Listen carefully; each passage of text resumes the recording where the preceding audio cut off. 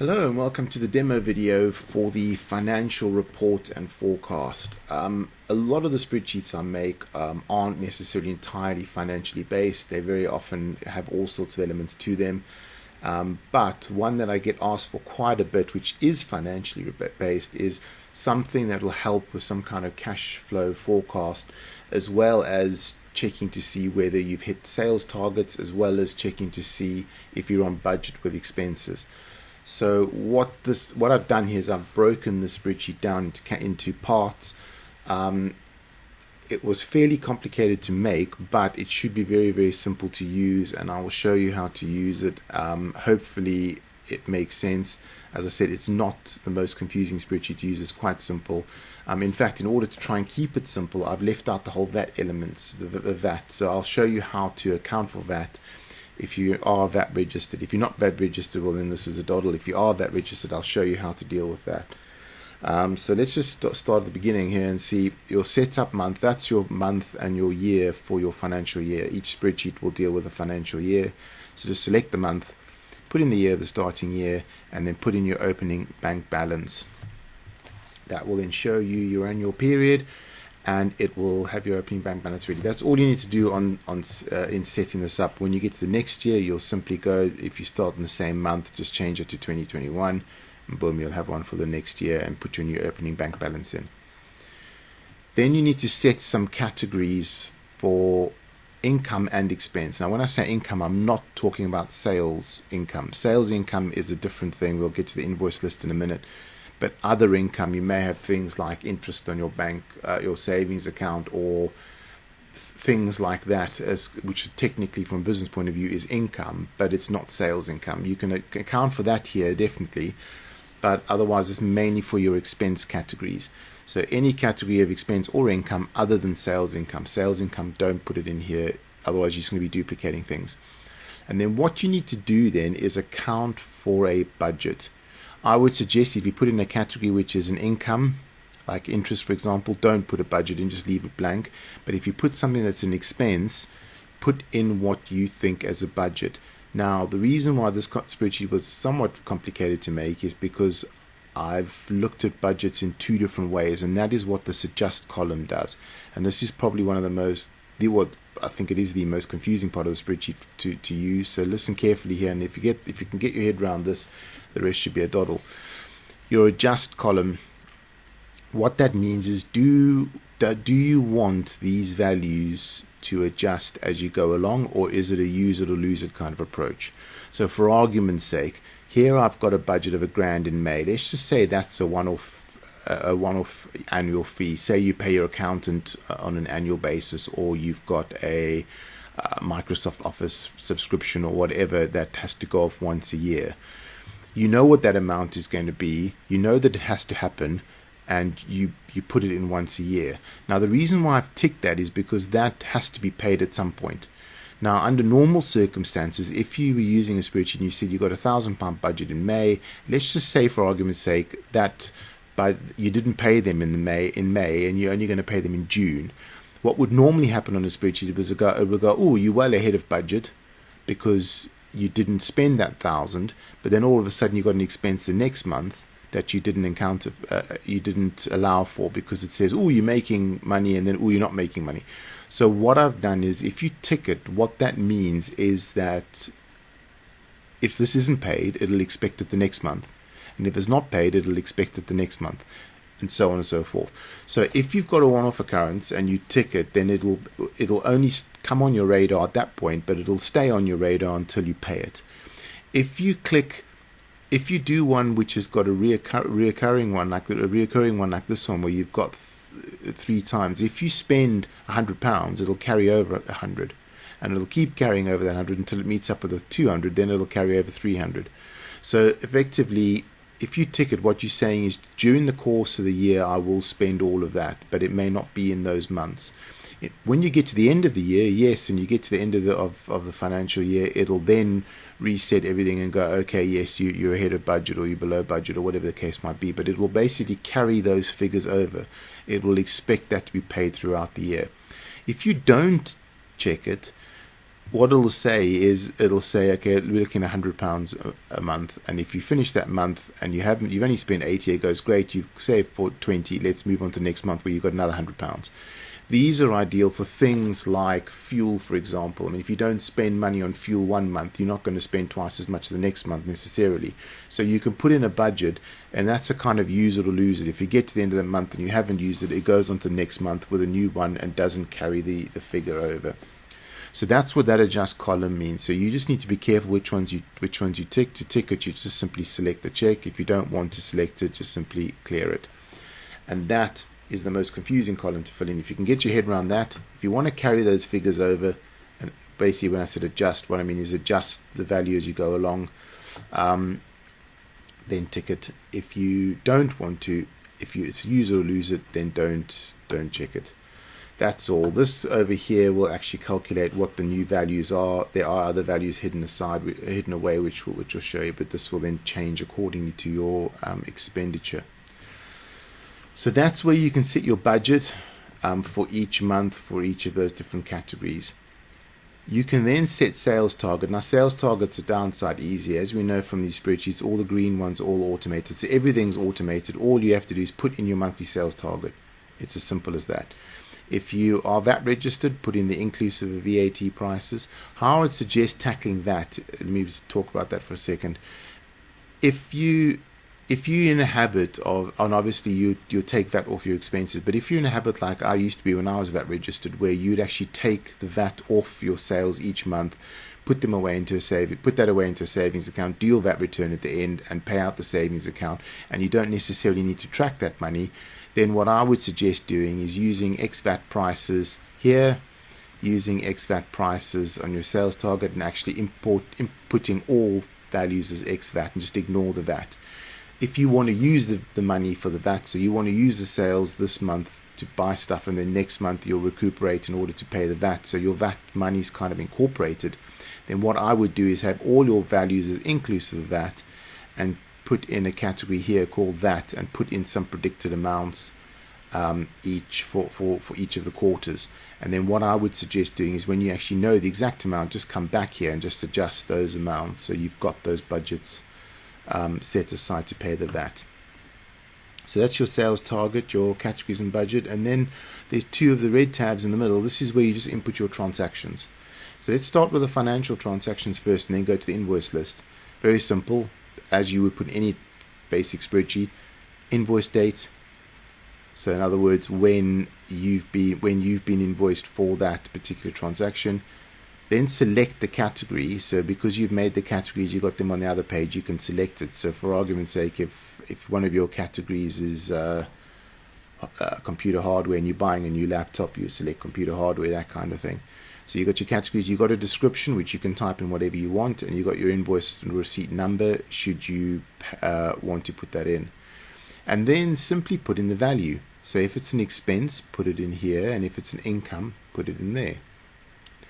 And then what you can do is you can put in the due date. You don't need to put that in.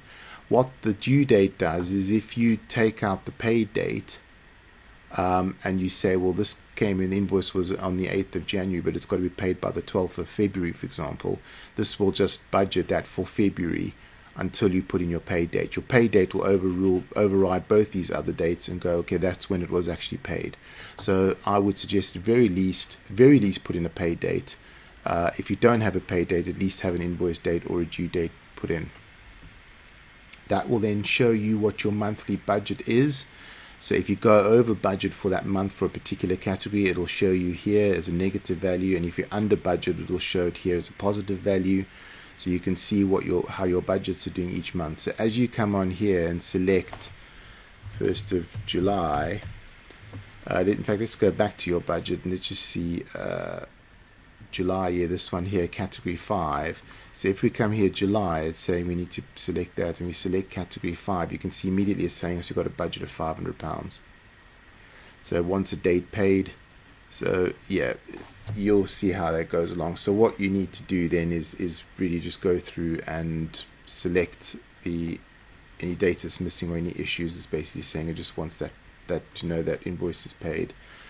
So yeah, you can fill in the information one line per transaction onto the spreadsheet as you go along, and that will then feed through to the rest of the tabs. Your invoice tab, now this is where you input your sales invoice. It's a similar concept. Invoice number, if you've got a starting invoice number, put it in at the top, because then what it'll do is as you go down, it'll just select the next invoice number each time. So you can select the next invoice number, put in the client name, job description, and the invoice value, and then the invoice date, expected date, and paid date. So what this does is sometimes I like to put in upcoming payments in here already, even before I've invoiced them, just so that I've got track of them. So just as reminders that I need to invoice them. So you can do that. You can put the date, the details in, and then put in the invoice date when you actually invoice it. And then what I said was put in an expected date, because sometimes you invoice, and some people might have 30 days or 60 days or whatever it might be. So put in the expected payment date here, so that the spreadsheet knows when to expect that money in. And then when it's actually paid, come in and put the payment. This status will change accordingly, so it'll tell you whether it's overdue or whatever the case might be, or if it's due or paid or still to invoice or whatever. So the status will change accordingly. So what I'd suggest doing is putting the information, at least put the invoice date, but then put the expected date. If you invoice it and they pay straight away, just put the invoice date and the paid date. That's job done. Invoice paid. And that will all then combine. So you've got your budget for your expenses and other incomes. You've got your sales targets. You've got your invoice list that you're invoicing out for sales. You've got your financial transactions, which are generally going to be expenses with the odd income that's not sales related. And that will then generate 3 reports. Number 1, your cash flow report, which as you can see will show your actual sales compared to your expected payments. The expected payments should always be the same as the actual sales, unless if the expected payment is higher, what that means is that you've still got a payment due to come in that month. So you can just see where your expected payments are. The red columns here are your actual expenses, and here you can see your expense budget. So what's coming up, and here you can see your original sales target. So if these go above the sales target, well done. If these are below the sales target, you're below the sales target, and the same with the red ones with the original expense budget. Also, it shows your cash flow forecast. So what this says is, here are my actual sales, less my actual expenses, but what am I expecting from a point of view of expenses in the future? And what am I expecting as far as targets are concerned? So your cash flow forecast will show you if you get the targets you're looking for and you get the expenses you're looking for, that's what should happen in your bank account. So you can see what you're expecting when, based on actual figures to a point, but then based on predicted figures. Also, you can see your opening and closing bank balances, and you can see the transactions incoming, outgoing for that month, and then the difference. You can see what's actually happening with your bank balance. This last column here is the predicted for actual balance. So to a point where you've got your actual balance, all the previous months, and then it looks at your predicted balance of what it would be if you went according to plan. So basically like your cash flow. So this is quite useful. I know often at the end of the month you need to be able to at the end of the year you need to be able to know what your opening and closing bank balances were, so you can check this off against your bank statements in order to see that you've got all of the transactions listed and all the rest of it. All right, here you've got your sales report. Your sales report is based obviously on sales. First one, actual sales. Your expected sales will then pop up on top of that to see if you're expecting any more money in those months. You can see what you've actually invoiced each month, because you might be invoicing stuff this month which only gets paid next month. So your invoice, what you invoice might be more or less than what you're actually being paid. And then obviously you've got your sales target on there as well, so you can see what's going on. That's your overall budget for the year, so you can see what your actual is compared to expected as far as sales are concerned. And then here you got your sales figures. You can see each month what were the sales target, what were the actual sales, do I have any expected sales still to come in, what's the total, what's the percentage of the target So it's 120% of the target, 140%. And then how has that changed from month to month? So you can see this month we dropped down, then then we went up a bit, now we've come down, so on and so forth. So that's a good indication of your sales report. And we've got the exact same report, but for your expenses. So here you can see expected versus actual sales. Expenses, not sales. Expenses, it's the same, actual expenses and expected, and then your expense budget.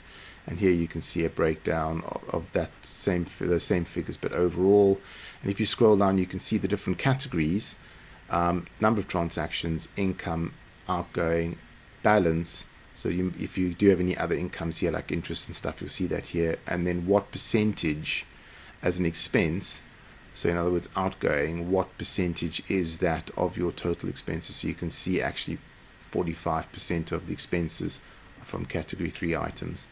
So you'll have that last report. So that's your expenses, that's your sales report. There's your cash flow, an overview of sales and expenses.